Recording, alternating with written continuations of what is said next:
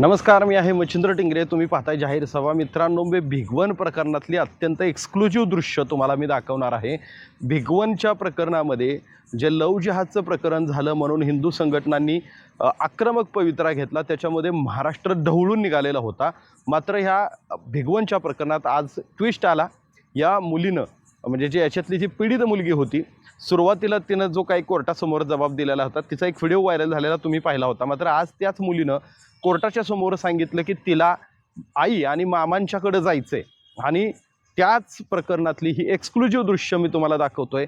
आत्ता तिला पुण्यातून एका संस्थेतून, ज्या संस्थेत तिला कोर्टाच्या आदेशाने ठेवण्यात आलेलं होतं, त्या संस्थेतून भिगवण पोलिसांनी ताब्यात घेतलं आणि आत्ता बारामती तालुका पोलीस स्टेशनमध्ये तिला घेण्यात आलं.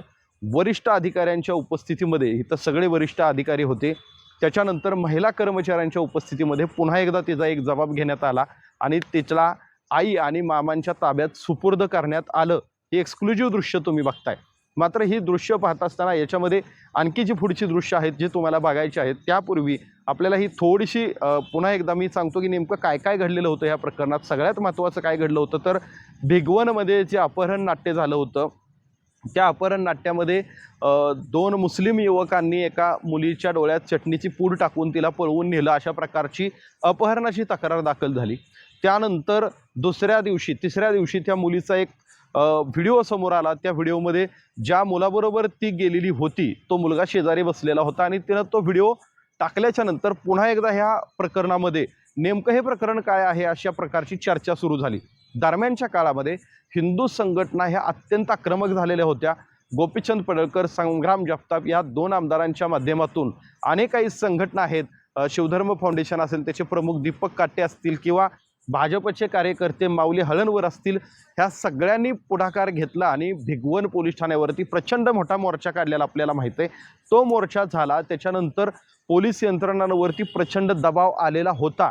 मी हा शब्द नीट वापरतोय, ते तुम्ही नीट ऐका की जरी पोलिसांवर दबाव आला तरी सुद्धा या केसमध्ये असं झालं की पोलिसांनी मुलीच्या बाजूने उभा राहिलेले आपल्याला दिसले. म्हणजे अर्थात ते कायद्याच्या बाजूने उभा राहिले, संविधानाच्या बाजूने उभा राहिले.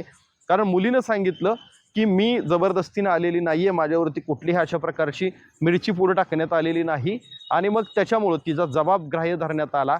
तिला पुन्हा एकदा बारामतीच्या कोर्टात हजर करण्यात आलं आणि बारामतीच्या कोर्टातून तिला कोर्टानं ज्यावेळेस तिचं म्हणणं विचारलं की आता तुला काय करायचं पुढं, त्यावेळेस तिला बालसुधारगृहात जायचं आहे अशा पद्धतीनं स्वतःचं मत व्यक्त केलं. त्यानंतर बारामतीच्या कोर्टानं तिला पुण्यातल्या बालसुधारगृहामध्ये पाठवलं. आता त्यानंतर पुन्हा एकदा या केसमधलं हेअरिंग आलं. ह्या हेअरिंगमध्ये ज्यावेळेस, कारण ती मुलगी सज्ञान आहे त्याच्यामुळं तिला अधिकार पडतो की तिला पुढचा निर्णय काय घ्यायचा आहे.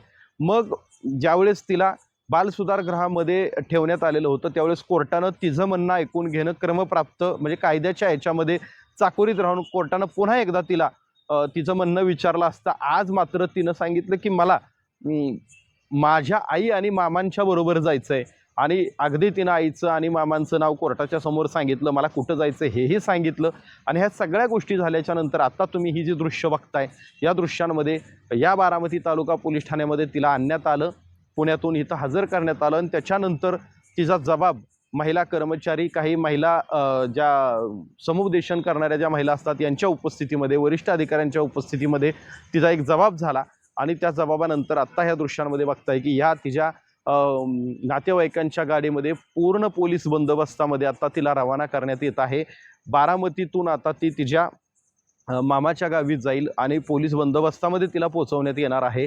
आणि सगळ्यात महत्त्वाचा विषय आहे की गोपीचंद पडळकर यांनी मात्र ह्या प्रकरणामध्ये प्रचंड आक्रमक भूमिका घेतलेली होती.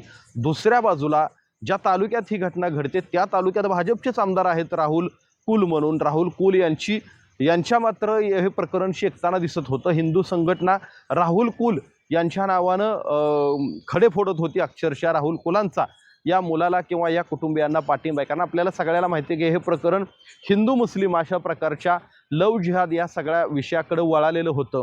मात्र हा लव जिहाद आहे का? लव जिहादमध्ये ह्या गोष्टी काय घडल्या का? या मुलीबरोबर काय काय घडलं? ज्या काळामध्ये ती मुलगी ह्या लोकांच्या ताब्यात होती त्यावेळेस नेमकं काय काय घडलं? आता ती मुलगी पुन्हा एकदा पुढे येऊन काही जबाब देते का?